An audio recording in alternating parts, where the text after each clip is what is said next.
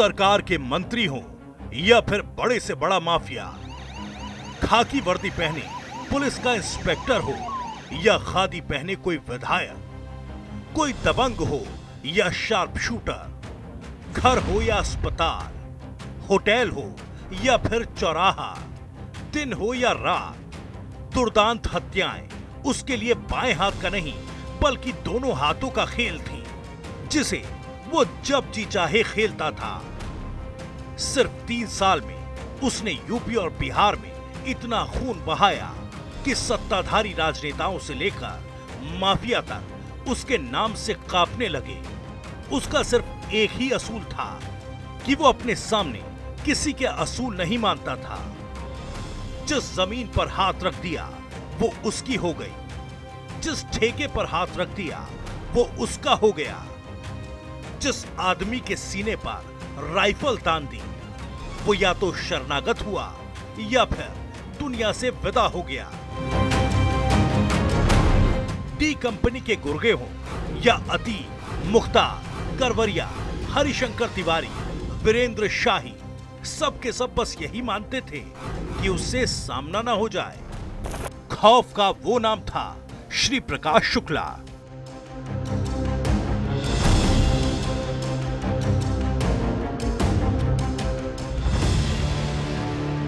नमस्कार, आप देख रहे हैं हमारा खास कार्यक्रम बाहुबली। मैं हूं अंजलि।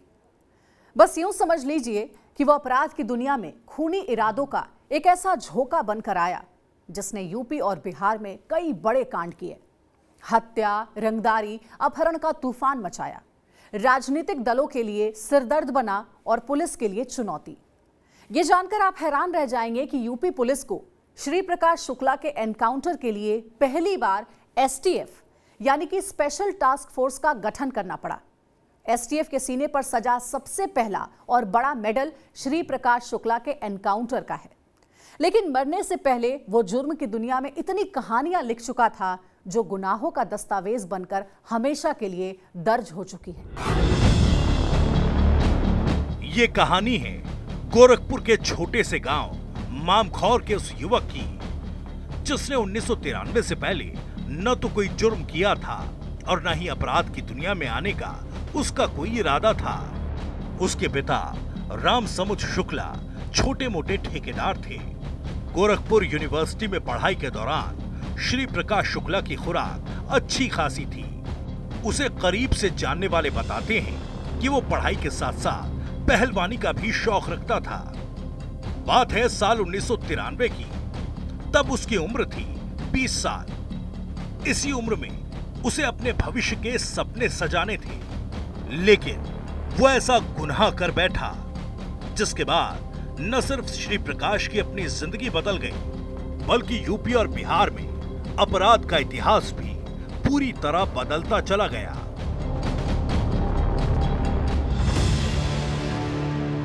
साल 1993 की बात है। गोरखपुर यूनिवर्सिटी में पढ़ने वाले श्री प्रकाश शुक्ला की बहन को राकेश तिवारी नाम के एक शख्स ने उसे छेड़ दिया, उसके साथ छेड़खानी की हरकत कर दी।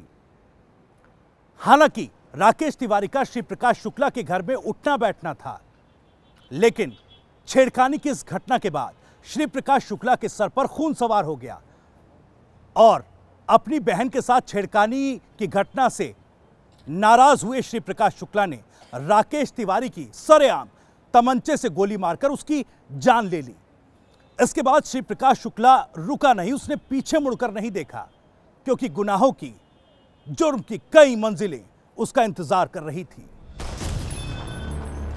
बहन के लिए कत्ल करने वाले श्री प्रकाश के खिलाफ हत्या का पहला केस 1993 में दर्ज हुआ। हालांकि वो कई महीनों तक विदेश में फरार रहा, लौटकर आया, जमानत हुई और फिर उस दौर में पूर्वांचल के तत्कालीन बाहुबली हरिशंकर तिवारी से जुड़ गया। कहते हैं कि तिवारी ने ही उसे पहले कत्ल के बाद छिपने के लिए बैंकॉक भेजने में मदद की थी। बहरहाल अब श्री प्रकाश के लिए घर वापसी का कोई रास्ता नहीं था। उसने भी गुनाहों को ही अपनी तकदीर मान लिया था।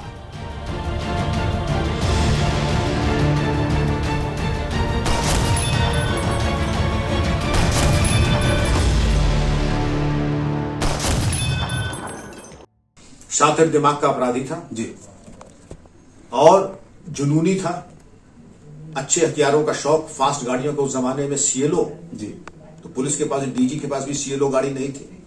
ये हुंडई की पहली गाड़ी जो भारत में आई थी, सीएलओ उसके पास थी। और जब इनकाउंटर हुआ तो उसके पास से, शायद मुझे याद अच्छी तरीके से, 3 AK-47 और 200 राउंड जी बरामद। उसका नेटवर्क बड़ा अच्छा था और कहीं न कहीं पॉलिटिकल नेक्सस भी था, पॉलिटिकल सपोर्ट भी उसको था, जी जिसके परिणाम स्वरूप उसका नेटवर्क इतना था कि यहां तक कि भदोही के एक कालीन व्यापारी को उसने धमकी दी कि हमको आज से लगभग 28 साल पहले 5 करोड़ रुपए दो। उसने जाकर के अपने जो हितैषी थे, पुलिस में, प्रशासन ने उनको बताया। उसका फिर फोन आया श्री प्रकाश का कि बहुत तुम ज्यादा उछल कूद मचा रहे हो, अब तुम ऐसा करो कि पहले NSG ब्लैक कैट कमांडो जो लगाना लगा लो, जब तुम समझते हो तुम सुरक्षित हो गए हो तब मुझे बताओ कि तुम अपने को सुरक्षित, और जिस चौराहे पे गए वहीं आके गोली मारूंगा, और अब 5 नहीं, अब मैं लूंगा 10 करोड़ रुपए तुमसे। जी 5 करोड़ नहीं, अब 10 करोड़ रुपए लूंगा, तुम बहुत उछल कूद मचा रहे हो। ये तो उसकी दबंगई का आलम था। 90 का दशक वो दौर था जब गोरखपुर रेलवे के लिहाज से जोन बन रहा था, यानी रेलवे के स्क्रैप के ठेकों के लिए वर्चस्व की लड़ाई चल रही थी। उस वक्त पूर्वांचल में हरिशंकर तिवारी और उनके धुर विरोधी वीरेंद्र शाही आमने सामने थे। दोनों गोरखपुर यूनिवर्सिटी के दौर से ही एक दूसरे के जानी दुश्मन बने थे।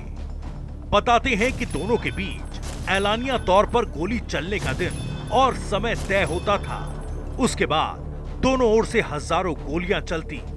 बहरहाल न तो हरिशंकर तिवारी और न ही वीरेंद्र शाही को यह अंदाजा था कि पूर्वांचल का सबसे दुर्दांत शूटर जन्म ले चुका है।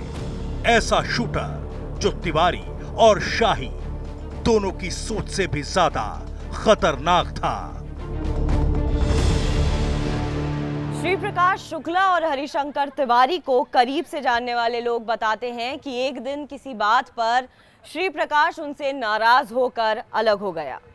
फिर श्री प्रकाश को शरण मिली बिहार के बाहुबली सूरज भान की। सूरज भान उन माफियाओं में से एक था जिसकी नजर गोरखपुर, वाराणसी समेत पूर्वांचल के तमाम ठेकों पर थी। मगर सूरज भान को इस बात का अंदाजा नहीं था कि जिस कंधे पर सूरज भान हाथ रख रहा है वो लाशें गिराते वक्त गिनती नहीं गिनता, और हूबहू ऐसा ही हुआ। श्री प्रकाश ने तमाम ठेकेदारों को मौत के घाट उतार दिया।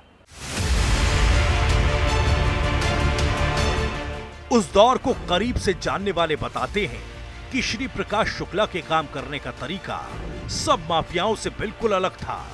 वो बिना किसी चेतावनी के हमला करता था। किसी भी विवाद में हत्या से कम उसे कुछ भी मंजूर नहीं होता। पूर्वांचल के ठेकों के लिए अतीक अहमद, मुख्तार अंसारी, हरिशंकर तिवारी और वीरेंद्र शाही जैसे बाहुबली आपस में या तो लड़ते या समझौता करके डील कर लेते। लेकिन जब से श्री प्रकाश ने रेलवे समेत पूर्वांचल के ठेकों पर अपना अधिकार जमाना शुरू किया तो सारे माफियाओं को अपने कदम पीछे खींचने पड़े। यहां तक कि कुछ लोग बताते हैं कि श्री प्रकाश के डर से रेलवे के ठेकों की बोली लगाने के लिए कोई जाता ही नहीं था। एक बार लखनऊ में नॉर्दर्न रेलवे के दफ्तर में उसने ठेके वाले रूम में पहुंचकर इतनी गोलियां चलाई कि वहां मौजूद कई दबंगों को टेबल के नीचे छिपकर अपनी जान बचानी पड़ी। सब तक ये संदेश पहुंच चुका था कि श्री प्रकाश बेहद दुर्दांत है और वो ना तो मौत से डरता है और ना ही सरेआम मौत बांटने से। श्री प्रकाश शुक्ला के लिए क्या गोरखपुर, क्या वाराणसी और क्या उत्तर प्रदेश की राजधानी लखनऊ, हर शहर उसके गुनाहों के जंगल राज की कहानी बयां कर रहे थे। श्री प्रकाश शुक्ला ने अपने अपराध के जीवन की शुरुआत एक छोटी घटना से भले की, लेकिन बाकी फिर उसने अपने 5-6 साल का जो कुल उसका आप कह सकते हैं आपराधिक टेन्योर रहा, जीवन काल रहा अपराध के बाद का, उसमें उसने केवल उन्हीं अपराधों को अंजाम देने की कोशिश की जिनका संदेश बड़ा हो, दूर तक जाए। चाहे बिहार में किसी सिटिंग मिनिस्टर को गोलियों से भून देने का मसला हो, चाहे उत्तर प्रदेश में वीरेंद्र शाही की हत्या का मामला हो, चाहे लखनऊ के एक होटल में घुसकर 3 बड़े कारोबारियों को गोलियों से छलनी कर देने का मसला हो, ऐसे कांड किए शिवप्रकाश ने जिससे उसका आतंक बहुत कम समय में चरम तक पहुंच गया था। बहुत सारे लोग, ऐसा नहीं कि शिवप्रकाश से पहले भी बहुत सारे लोग रहे अपराध की दुनिया में, लेकिन ऐसा आतंक इतने कम समय में किसी का नहीं हुआ। आलम ये था उस दौर में कि शिवप्रकाश के नाम से राजनेता भी डरने लगे थे। ये स्थिति पैदा हो गई थी और ये सब कुछ एक पंचवर्षीय योजना जितना टाइम समझ लीजिए, उसके बाद तो मारेंगे शिवप्रकाश। तो एक बात समझ में आती है कि शायद वो अपराधी इस लक्ष्य लेकर आया था कि नहीं, हमको सनसनी बनना है, हमको छोटे मोटे अपराधों में नहीं उलझना है, ऐसे अपराध को अंजाम देना है जो एक बड़ी लकीर खींच जाए। लखनऊ के लोग आज भी उसके एक खूंखार हत्याकांड को याद करके सिहर उठते हैं। हुसैनगंज चौराहे के पास एक होटल में घुसकर उसने रेलवे के एक ठेकेदार को गोलियों से भून डाला था। इतना ही नहीं, उसने होटल के काउंटर पर अपने दुर्दांत होने का सबूत भी दिया। होटल के मैनेजर से कहा, मैं श्री प्रकाश शुक्ला हूं और फला नंबर के कमरे में जाकर उस ठेकेदार को मारने जा रहा हूं। इसके बाद वो हत्या करके बेखौफ होकर वहां से निकल गया। हजरतगंज चौराहे पर भी उसने एक इंस्पेक्टर परशुराम सिंह के भाई की हत्या कर दी थी। जुर्म की दुनिया में सिर्फ 3.5 साल में श्री प्रकाश शुक्ला जनता, नेता, पुलिस और यहां तक कि माफियाओं के लिए भी खौफ का दूसरा नाम बन चुका था।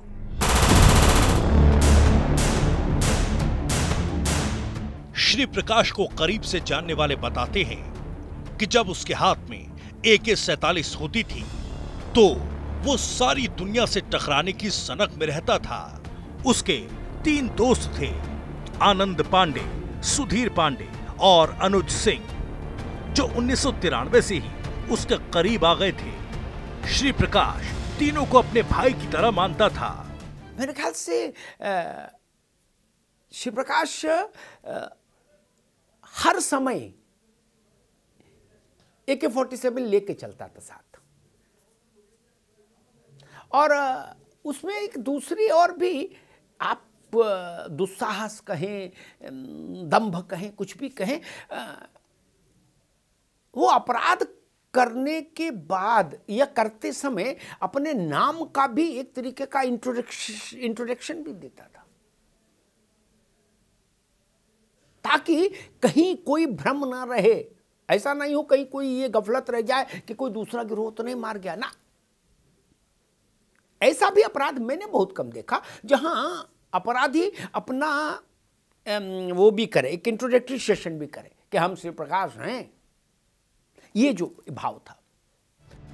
उसके गैंग में कम ही लोग थे क्योंकि वो सुपारी किलर्स या शार्प शूटर्स नहीं रखता था। जिसे भी मारना होता अपने ही हाथों से मारता। कहते हैं वो भरोसा भी बहुत कम लोगों पर किया करता था। एक दिन बाहुबली हरिशंकर तिवारी के घनघोर दुश्मन वीरेंद्र शाही ने श्री प्रकाश के दोस्त अनुज सिंह को अपने घर बुलाकर किसी बात पर बुरी तरह पिटवाया। ये बात श्री प्रकाश को बेहद नागवार गुजरी। उसके बाद श्री प्रकाश ने जो किया उसने पूरे यूपी में भूचाल ला दिया। दोस्त अनुज के लिए श्री प्रकाश के बदला लेने की एक कहानी रोंगटे खड़े कर देती है। वीरेंद्र शाही ने श्री प्रकाश के दोस्त को बंद कमरे में पिटवाया था, लेकिन उसका बदला लिया गया सरेआम। अपने दोस्त की पिटाई का बदला लेने के लिए श्री प्रकाश ने वो कर दिया जिसने बड़े बड़े माफिया, राजनेता, पुलिस और शार्प शूटर्स के भी होश उड़ा दिए।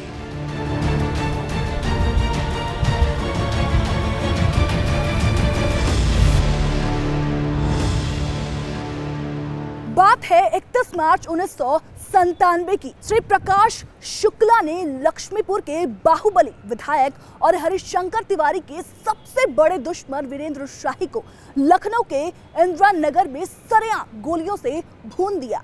पूर्वांचल में ठाकरों के वर्चस्व का सबसे बड़ा चेहरा बन चुके वीरेंद्र शाही की हत्या हो गई। श्री प्रकाश ने इस कांड के बारे में जिसने भी सुना कांप उठा। पूर्वांचल के दो सबसे बड़े और स्थापित बाहुबली में से एक की हत्या हो गई थी। हरिशंकर तिवारी खुद खौफ में आ गए थे। 1997 का वो साल था जब श्री प्रकाश ने यूपी से बिहार तक करीब दर्जन भर राजनेताओं को कफन पहना दिया। 1970 से लेकर 1996 तक यानी करीब 26 साल तक हरिशंकर तिवारी और वीरेंद्र शाही पूर्वांचल में वर्चस्व की जंग में टकराते रहे। हालांकि वक्त के साथ दोनों के बीच दुश्मनी की आंच थोड़ी मंद पड़ने लगी थी, क्योंकि दोनों बाहुबली अब विधायक बन चुके थे। फिर भी हरिशंकर तिवारी कभी वीरेंद्र शाही को मार नहीं सके। ये काम किया श्री प्रकाश शुक्ला ने, वो भी एक झटके में। किसी को अंदाजा नहीं था कि जिस बाहुबली वीरेंद्र शाही को हरिशंकर तिवारी घंटों गोलियां चलवाकर भी काबू नहीं कर सके थे, उस बाहुबली वीरेंद्र शाही को 25 साल का एक मनबड़ युवक यूं सरेआम मार देगा। सबसे बड़ी बात दुस्साहस। शाही मारे गए और गोरखपुर के जो दूसरे बाहुबली थे उनसे भी टकरा गया था शिवप्रकाश एक बार। ये तो वो उनकी समझदारी थी कि वो आगे नहीं बढ़े। उन्होंने अपने चाहने वालों से कहा कि दोपहर का सूरज है, इसके ढलने का इंतजार करो। लेकिन शिवप्रकाश वहां भी टकरा आया था जाकर। तो एक ऐसी किंवदंती, एक ऐसा आख्यान है कि जो रहा तो बहुत कम समय जिंदा अपराध की दुनिया में, लेकिन बहुत चौंकाने वाले, बहुत थर्रा देने वाले कांड उसने किए। और सबसे बड़ी बात यह है कि जो अपराधी सामान्यतः जिससे बचते हैं कि राजनेताओं से विरोध नहीं हो और राजनेताओं की सुपारी तो नहीं ली जाए, और राजनेता भी छोड़िए, उसमें भी आपके नाम के साथ ऐसी चर्चा हो जाए कि आप मुख्यमंत्री की सुपारी ले सकते हैं। ऐसा दुस्साहस शायद किसी ने नहीं किया श्री प्रकाश को छोड़। वीरेंद्र शाही की हत्या ने पूरे पूर्वांचल समेत यूपी में खूनी पैगाम दे दिया था। माफिया, पुलिस, राजनेता और पूरा समाज अब ये मान चुका था कि श्री प्रकाश शुक्ला कुछ भी कर सकता है। इस हत्याकांड के बाद एक अजीबोगरीब वाकया हुआ। श्री प्रकाश को कभी संरक्षण देने वाले हरिशंकर तिवारी को अपनी हत्या का डर सताने लगा। कहते हैं उसके डर से उन्होंने श्री प्रकाश के पिता को अपने साथ गाड़ी में ले जाना शुरू कर दिया।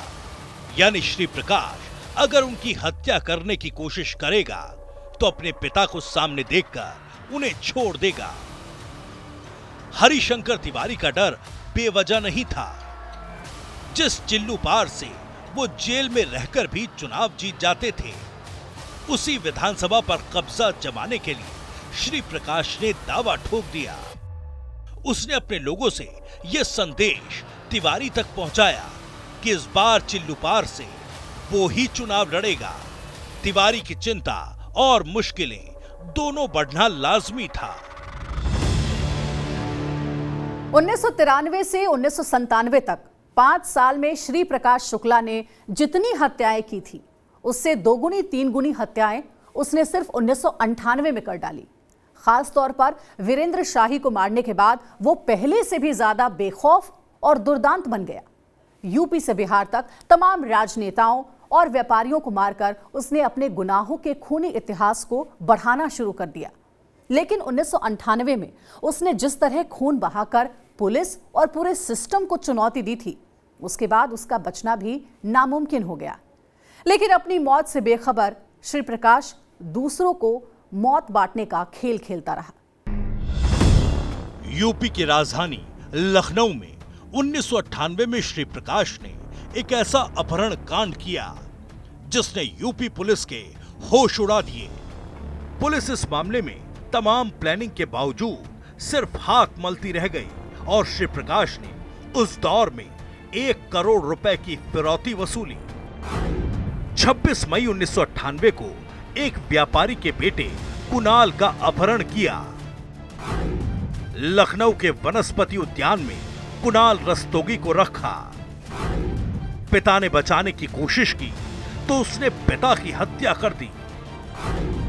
श्री प्रकाश गैंग ने 5 करोड़ रुपए फिरौती लेकर बच्चे को छोड़ा। जून 1998 में बिहार के मंत्री ब्रिज बिहारी प्रसाद की हत्या कर दी। ब्रिज बिहारी पटना के पीएमसीएच अस्पताल में इलाज के लिए गए थे। श्री प्रकाश सफेद एम्बेसडर में गया और अस्पताल में घुस गया। मंत्री ब्रिज बिहारी को जेड श्रेणी की सुरक्षा के बीच घुसकर मारा। हथियार टॉप ग्रेड के हथियार, अच्छे शूटर्स और इस तरीके की जो दबंगई मैंने आपको बताई। अब कुणाल रस्तोगी हत्या वो अपहरण हुआ जिसमें उसके फादर की हत्या हुई थी लखनऊ के पॉश एरिया में गोल्फ क्लब के पास। कुणाल रस्तोगी की तो जब नेगोशिएशंस हो रहे थे और उसने सब लोग हम लोग सुनते थे क्या बातचीत चल रही है, तो उसने 2 करोड़ रुपए मांगे थे। तो कुणाल के एक रिश्तेदार ने कहा कि बाबूजी हमारे पास पैसा नहीं है, बहुत परेशान है, 1 करोड़ ले लीजिए। 50 माँ बहन की गाली दी उसने जी। उन्होंने कहा तुम समझ रहे हो हम चट्टी बनियाई खरीदेंगे, 1 करोड़ चाहिए, 3 करोड़ रुपए। तो ये आप उसकी मानसिकता, मेंटल वायरिंग आप समझ सकते हैं किस तरीके का। हालांकि श्री प्रकाश के साथ पुलिस की पहली मुठभेड़ 9 सितंबर 1997 को हो चुकी थी। तब पुलिस को मुखबिर से सूचना मिली कि श्री प्रकाश अपने 3 साथियों को लेकर लखनऊ के जनपद बाजार में एक सलौ में आने वाला है। पुलिस ने घेराबंदी कर दी, लेकिन ऑपरेशन फेल हुआ और यूपी पुलिस का एक जवान भी शहीद हुआ। इस एनकाउंटर के बाद श्री प्रकाश की दहशत पुलिस में भी फैल गई। बहरहाल अब सरकार ने उसे खत्म करने का फैसला कर लिया। यूपी के तत्कालीन मुख्यमंत्री कल्याण सिंह, गृह मंत्री और डीजीपी की हाई लेवल मीटिंग हुई। श्री प्रकाश और उसके गैंग के दुर्दांत शूटर्स से निपटने के लिए एसटीएफ यानी स्पेशल टास्क फोर्स बनाने की रणनीति तैयार हुई। 4 मार्च 1998 को एडीजी अजय राज शर्मा के नेतृत्व में पुलिस के बेहतरीन 50 जवानों को मिलाकर एसटीएफ का गठन हुआ। इसका सबसे पहला और अहम मिशन था श्री प्रकाश शुक्ला का एनकाउंटर। लेकिन उसका सुराग तो दूर, एक तस्वीर भी पुलिस वालों के पास नहीं थी। AK-47 से लैस एसटीएफ के जवान अलग अलग टीम बनाकर उसे तलाशने लगे। लखनऊ, गाजियाबाद, बिहार, कोलकाता, जयपुर तक पुलिस ने श्री प्रकाश को ढूंढने के लिए दिन रात छापे मारे। इन्हीं छापों के दौरान एसटीएफ को श्री प्रकाश शुक्ला की एक तस्वीर मिली। इधर एसटीएफ उसे ढेर करने के लिए दिन रात पसीना बहा रही थी। उधर श्री प्रकाश शुक्ला की बंदूक और इरादे दोनों खून में नहाते जा रहे थे। 14 जून 1998 की शाम को बिहार के पूर्णिया शहर में 4 बार के माकपा विधायक अजीत सरकार दौरा कर रहे थे। इसी दौरान श्री प्रकाश और उसके शूटर्स ने कथित तौर पर घेर कर उन पर ताबड़तोड़ गोलियां बरसाई। पोस्टमार्टम रिपोर्ट बताती है कि अजीत सरकार को 107 गोलियां मारी गई थी। दिन दहाड़े हुए इस हत्याकांड के खिलाफ लोगों में इतना गुस्सा था कि विरोध प्रदर्शन को शांत करने के लिए तत्कालीन मुख्यमंत्री लालू प्रसाद यादव को हेलीकॉप्टर से आना पड़ा। अजीत सरकार हत्याकांड में पूर्व सांसद राजेश रंजन उर्फ पप्पू यादव, श्री प्रकाश के करीबी राजन तिवारी और अनिल कुमार यादव मुख्य आरोपी बनाए गए। हालांकि पप्पू यादव 8 साल जेल में रहने के बाद पटना हाईकोर्ट से बरी हो गए। उत्तर प्रदेश से लेकर बिहार तक श्री प्रकाश शुक्ला खौफ का पर्याय बन चुका था। राजनेताओं और पुलिस की भी उससे रूह कांपने लगी थी। इन सब के बीच पुलिस उसे ठिकाने लगाने की प्लानिंग भी कर रही थी, कोशिशें जारी थी। लेकिन इस बीच एक ऐसी खबर सामने आई जिसने पुलिस विभाग तक को हड़कंप में डाल दिया। दरअसल ये खबर थी कि श्री प्रकाश शुक्ला ने उत्तर प्रदेश के मुख्यमंत्री कल्याण सिंह की हत्या की सुपारी ले ली थी। इस खबर ने पूरे उत्तर प्रदेश को हिलाकर रख दिया। पूरे पुलिस महकमे में हड़कंप मच गया। सवाल यह उठने लगा कि जब इतने दुर्दांत अपराधी ने मुख्यमंत्री के नाम की सुपारी ली है, जिसने अब तक जितने भी मंत्री विधायकों की हत्या की बात कही, उन हत्याओं को अंजाम दिया। किसी भी मंत्री, विधायक या नेताओं को बड़ी से बड़ी सुरक्षा के बीच वो मारकर आराम से निकल जाया करता था। लेकिन सवाल ये उठा कि क्या वाकई श्री प्रकाश शुक्ला ने मुख्यमंत्री कल्याण सिंह की हत्या की सुपारी ली थी? इसका जवाब छिपा है 1997 की एक राजनीतिक हत्या के पीछे।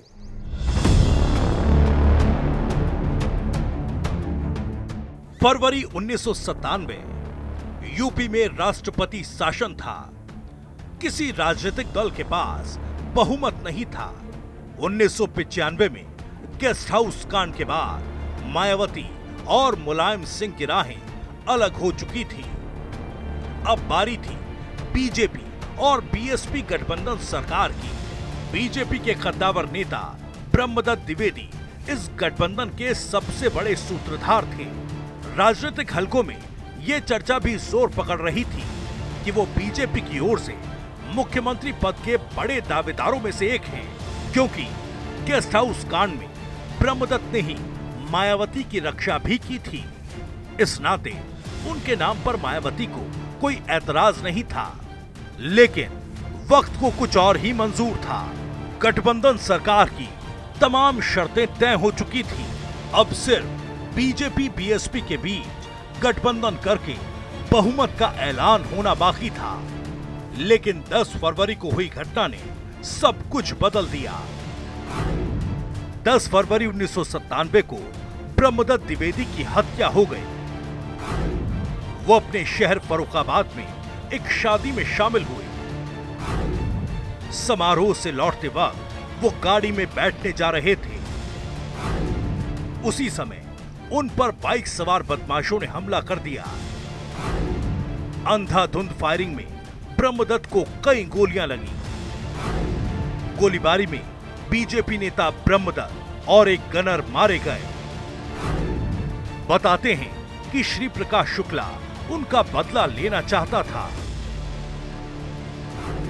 1998 तक तमाम राजनीतिक हत्याएं कर चुके श्री प्रकाश को करीब से जानने वाले बताते हैं कि वो ब्राह्मण होने के नाते ब्रह्मदत्त द्विवेदी की राजनीतिक हत्या का बदला लेना चाहता था।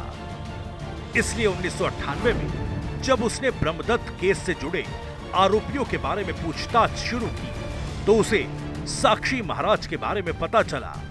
उस समय साक्षी महाराज फर्रुखाबाद से सांसद थे और मुख्यमंत्री कल्याण सिंह के बेहद करीबी। इस हत्याकांड में हालांकि विजय सिंह, उर्मिला राजपूत समेत कई नाम थे, लेकिन श्री प्रकाश को लगता था कि मास्टरमाइंड साक्षी महाराज ही हैं। इसलिए उसने ये खबर उड़वाई कि ब्रह्मदत्त द्विवेदी की हत्या का बदला लेने के लिए वो साक्षी महाराज को मार देगा। ये खबर जैसे ही साक्षी महाराज तक पहुंची, उन्होंने मुख्यमंत्री कल्याण सिंह को बताया। श्री प्रकाश का क्राइम रिकॉर्ड देखते हुए मुख्यमंत्री कल्याण सिंह कोई रिस्क नहीं लेना चाहते थे। उन्होंने डीजीपी को बुलाया और साफ कह दिया कि श्री प्रकाश चाहिए, जिंदा या मुर्दा। अब एसटीएफ समेत पूरी यूपी पुलिस को यह संदेश मिल चुका था कि श्री प्रकाश पूरे सिस्टम और सरकार के लिए खतरा है। इसलिए उसे ठिकाने लगाने के लिए एसटीएफ ने सर्विलांस की मदद ली। इस कहानी को सभी लोग जानते ही हैं कि उत्तर प्रदेश के मुख्यमंत्री कल्याण सिंह की सुपारी श्री प्रकाश ने ले ली।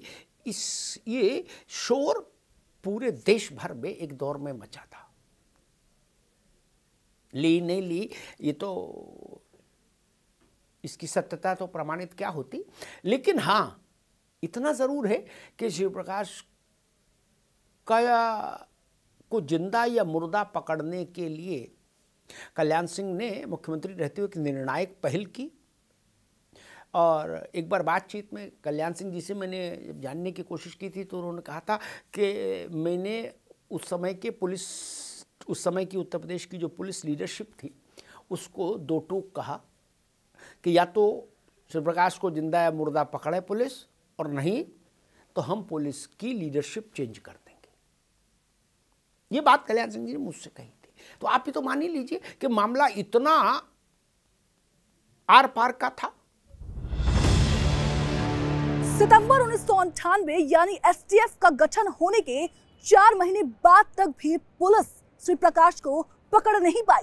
श्री प्रकाश इतना शातिर था कि वो हर वक्त अपने फोन का सिम कार्ड बदलता रहता था। एक दिन पुलिस को सर्विलांस के जरिए कुछ अहम सुराग मिले। एसटीएफ फौरन हरकत में आई और उसके बाद दिल्ली का रुख किया। एसटीएफ को खबर मिली कि श्री प्रकाश वसंत कुंज में रहकर लगातार मोबाइल पर अपनी किसी गर्लफ्रेंड से बात करता है।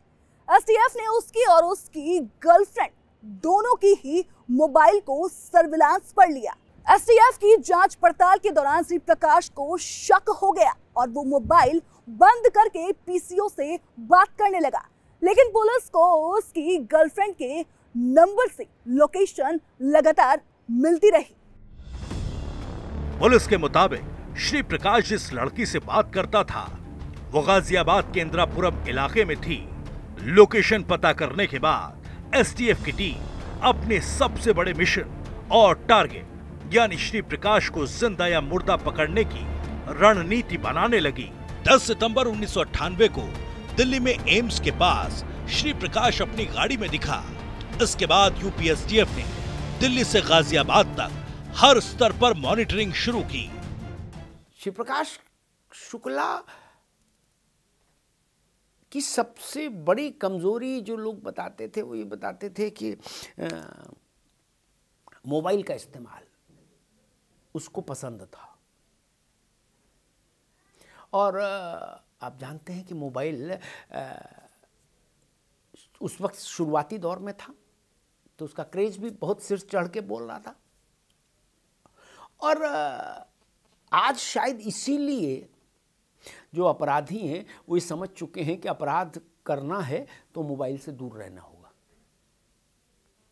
लेकिन उस वक्त शायद किसी को अंदाज भी नहीं होगा कि मोबाइल में भी ये सब सीडीआर हो सकती है, कि मोबाइल की लोकेशन ली जा सकती है, किसने किसको कॉल किया, क्या बात हुई, सब समझा जा सकता है, रिकॉर्ड हो सकता है। तब शायद किसी को अंदाज नहीं होगा। इसलिए श्री प्रकाश बेलौस और बिंदास होकर मोबाइल का इस्तेमाल करता था। 22 सितंबर 1998 को एसटीएफ के तत्कालीन प्रभारी अरुण कुमार को खबर मिली कि श्री प्रकाश दिल्ली से गाजियाबाद की ओर आ रहा है। उसकी कार ने जैसे ही वसुंधरा एन्क्लेव को पार किया, एसटीएफ की टीम ने पीछा शुरू कर दिया। तब तक श्री प्रकाश को जरा भी अंदाजा नहीं था कि एसटीएफ उसके पीछे है। उसकी कार जैसे ही इंदिरापुरम के सुनसान इलाके में दाखिल हुई, मौका मिलते ही एसटीएफ की टीम ने उसकी कार को ओवरटेक करके रास्ता रोक लिया। पहले श्री प्रकाश को सरेंडर करने के लिए कहा गया, लेकिन उसने फायरिंग शुरू कर दी। जवाबी कार्रवाई में श्री प्रकाश शुक्ला मारा गया। श्री प्रकाश शुक्ला को मारने के लिए न सिर्फ एसटीएफ का गठन हुआ बल्कि उसे मारने में पुलिस को उस समय करीब 1 करोड़ रुपए खर्च करने पड़े। इतना ही नहीं, 4 राज्यों में पुलिस को 1 लाख किलोमीटर की हवाई यात्रा भी करनी पड़ी।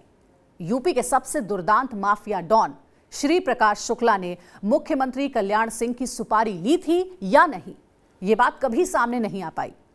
लेकिन ब्रह्मदत्त की हत्या के बाद उनके परिवार से श्री प्रकाश की मुलाकात के बाद उसकी उल्टी गिनती जरूर शुरू हो गई थी। उसके एनकाउंटर के बाद एसटीएफ को जो डायरी मिली, उससे इस बात के सबूत मिले कि वो सिर्फ डॉन नहीं था, बल्कि कई राजनेताओं और पुलिस के कई बड़े अफसरों का दोस्त भी था। श्री प्रकाश शुक्ला भी ऐसा बदमाश था जिसे पुलिस और नेताओं ने पहले तो नजरअंदाज किया, फिर उसकी पीठ पर हाथ रखा और उससे समाज में बनने दिया बाहुबली।